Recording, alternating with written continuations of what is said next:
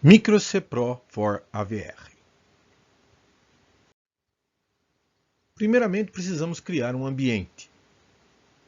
Uma sugestão é uma pasta na raiz do HD ou ainda preferencialmente na pendrive.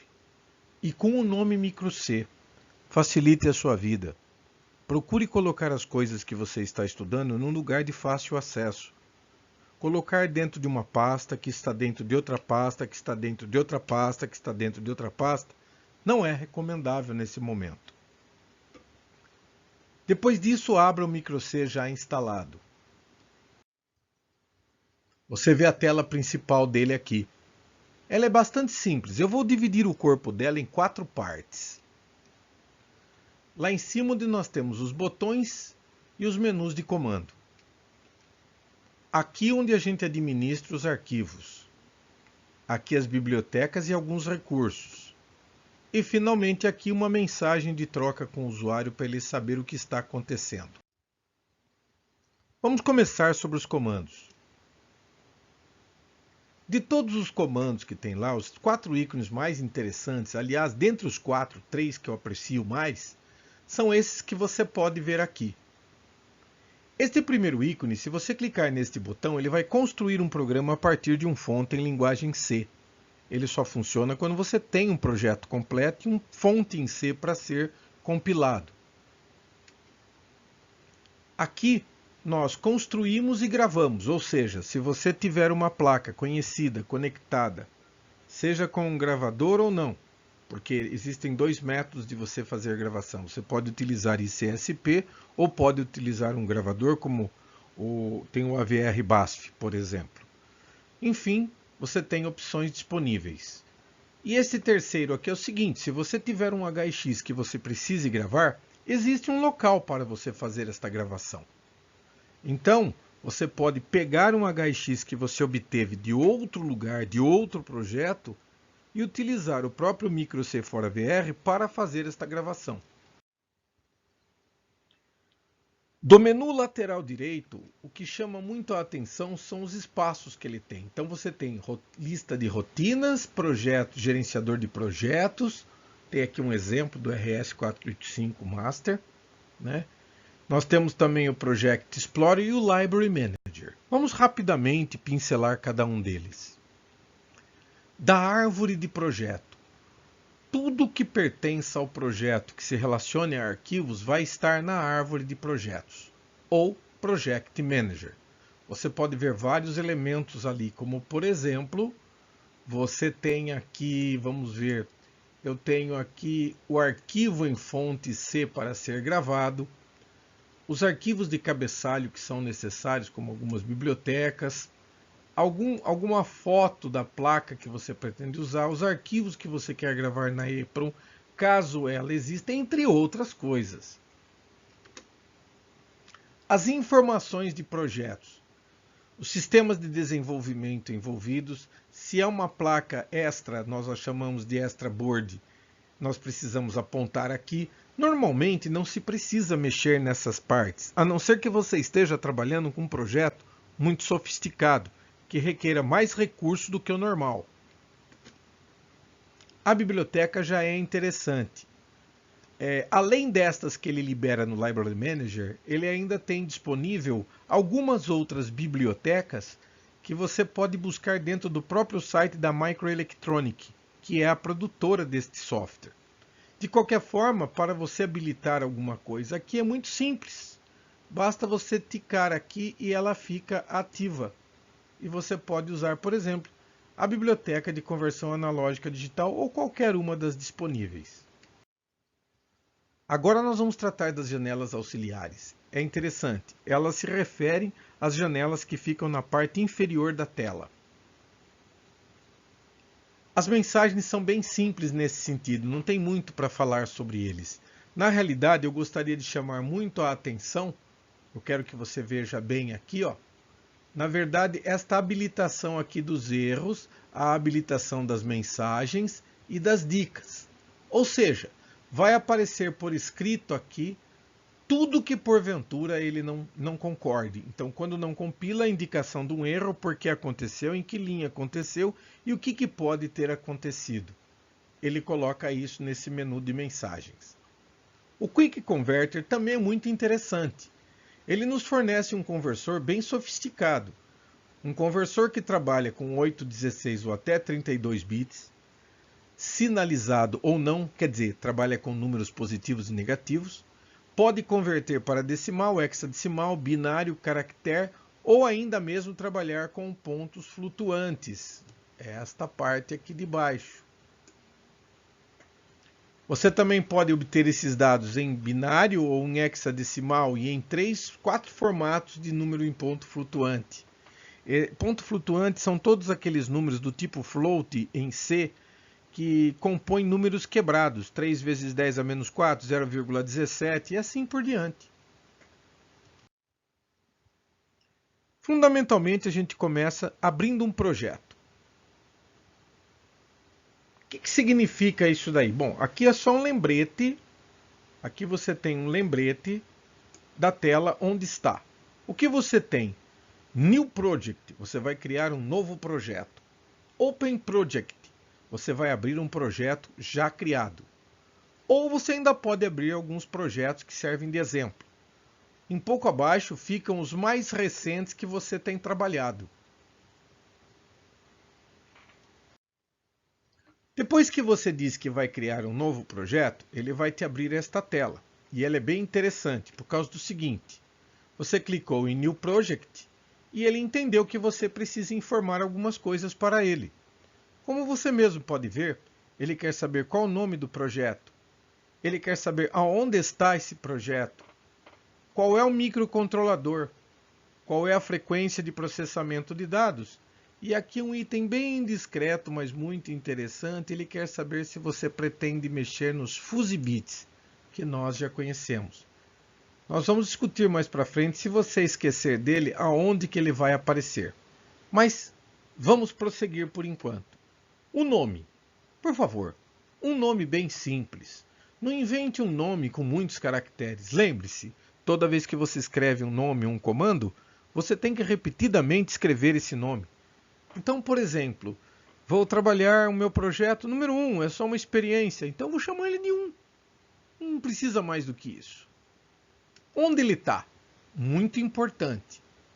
Quando você instala o software na sua máquina, que é de caráter permanente, significa que todos os ajustes que você fizer, ele memoriza. Então, se você apontar para ele pela primeira vez onde é que está a sua pasta de projetos, ele não vai mais te pedir esse dado. Se você não criou ainda, embora já devesse ter criado, porque no início da apresentação pedi para criar uma pasta de projetos, mas tudo bem, você ainda tem essa opção, porque ele te libera um botão chamado Browse. Esse botão abre um mini navegador para você dizer para ele, com um clique simples, aonde está a pasta de projetos que você criou. A minha, por exemplo, você pode ver que está no C2 na raiz. Dentro da raiz estou no AVR micro C.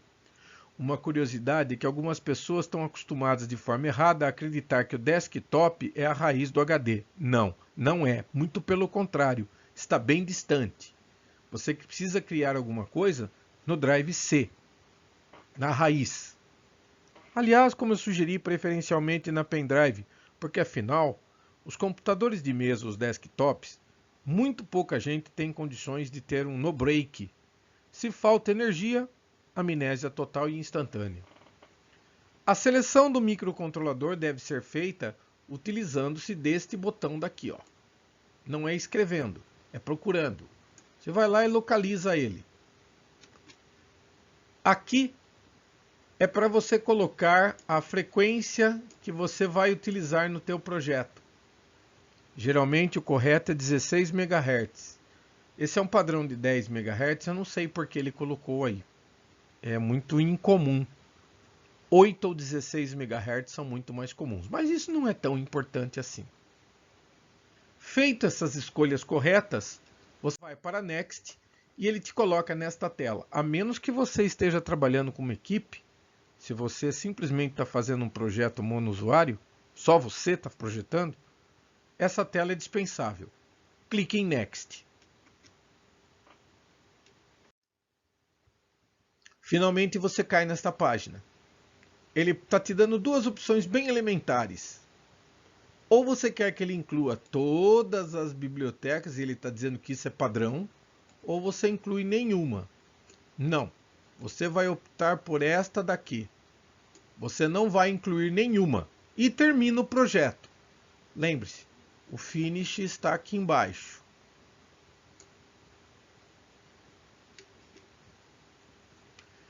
A razão é exatamente o que estou escrevendo aqui, pessoal. Incluir todas as bibliotecas acaba tornando o programa executável em formato HX muito grande e é desnecessário, porque você, obviamente, não vai usar todos os recursos que ele tem.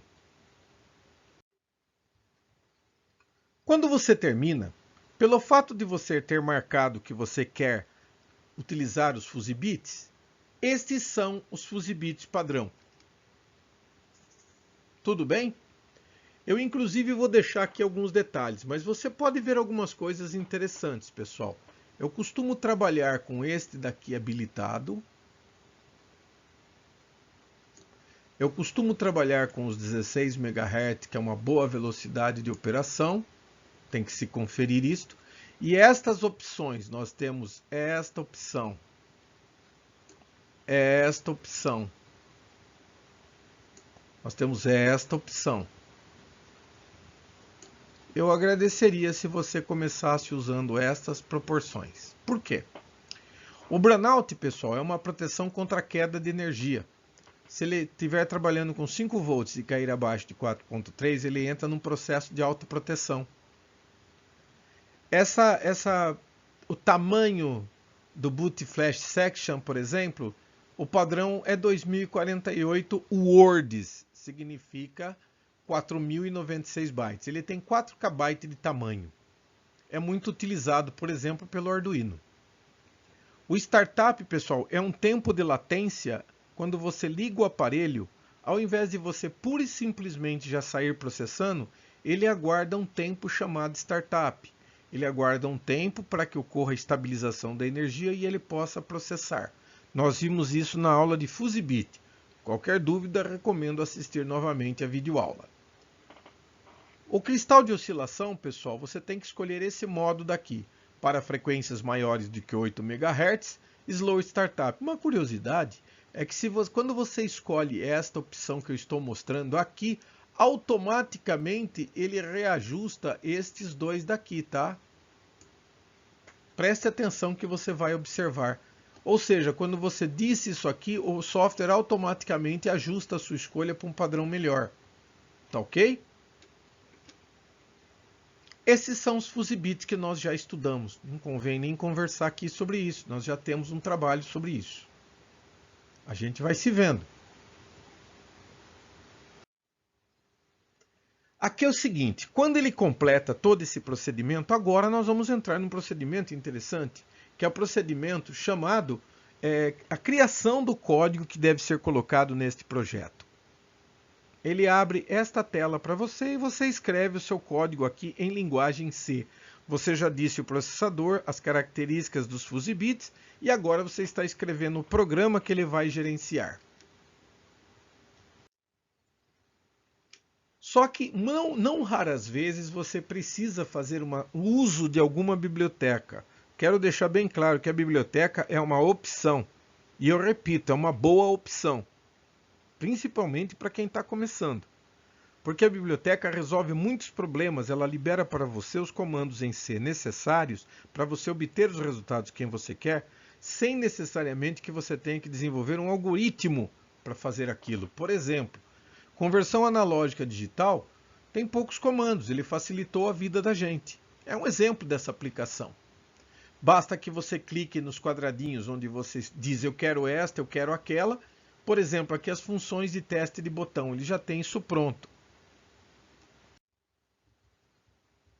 Acontece o seguinte, nós temos 32K de memória flash ROM onde os programas são armazenados. Ora, às vezes o programa é um pouco menor, às vezes o programa é um pouco maior. Então, dentro do main, recomenda-se que você crie um laço para prender o seu programa dentro daquele laço, evitando que ele saia daquela área de programa que você está desenvolvendo. Você tem 4 tipos de comandos em linguagem C para poder fazer isto. Observe. Você pode usar o comando for desse jeito que está aí. Você vai colocar for ponto e vírgula e o detalhe. Os seus códigos você coloca entre a abertura e o fechamento. Você pode usar o while 1. Da mesma forma, você vai colocar os seus códigos aqui. Ou do while 1 e você coloca os seus códigos aqui. Ou ainda o goto mesmo. O goto manda ir para cá, então aqui você coloca os seus códigos de programa. Aqui nós temos um programa. Esse programa está em linguagem C para o Atmega 328P. Como você mesmo pode ver, como exercício inicial, um programa que faz 2 LEDs piscarem alternadamente. Mas eu quero lidar com uma fileirinha deles, D1 até D6, que estão respectivamente nos ports PB0 até PB5. Nós já conversamos sobre os programas em aula. Agora resta você praticar. O único cuidado que eu recomendo sempre quando se fala de I/O é que o port C só tem 7 bits. Não existe o bit 7 do port C. Cuidado. Boa sorte para você, a gente se vê.